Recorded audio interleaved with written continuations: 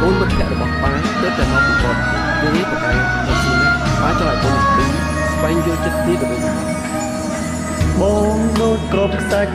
រសាច់នៅក្នុងខ្យល់ពូជកើងវល់បកផាត់ឆ្ងាយត្រានត្រៃចាប់ពីស្អែកនេះទៅបងត្រូវឃ្លាតអូនហើយសពពីផ្ដាំចុងក្រោយឲ្យអូនថែខ្លួន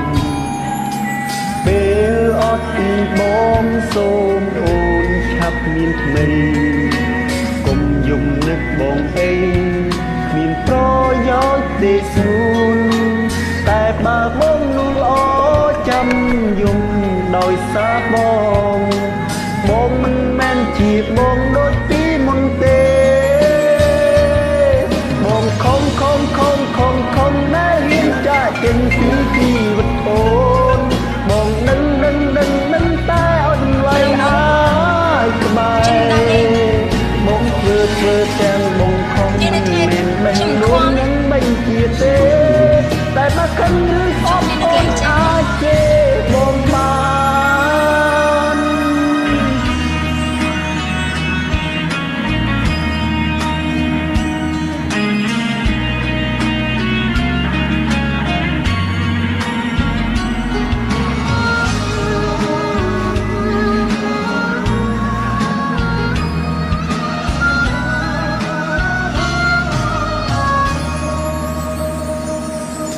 ពេលអត់ពីបងសូមអូនឆាប់មានថ្មី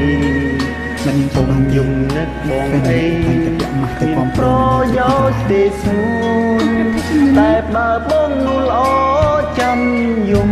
ដោយសារប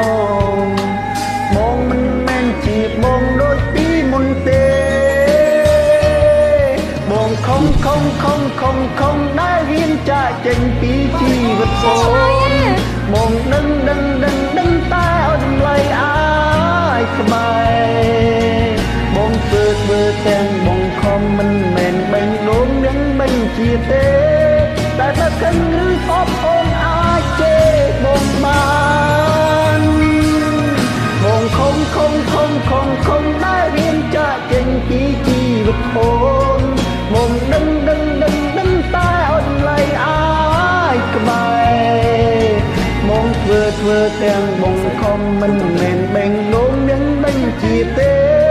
តែបើខឹងឬអត់អូនអាច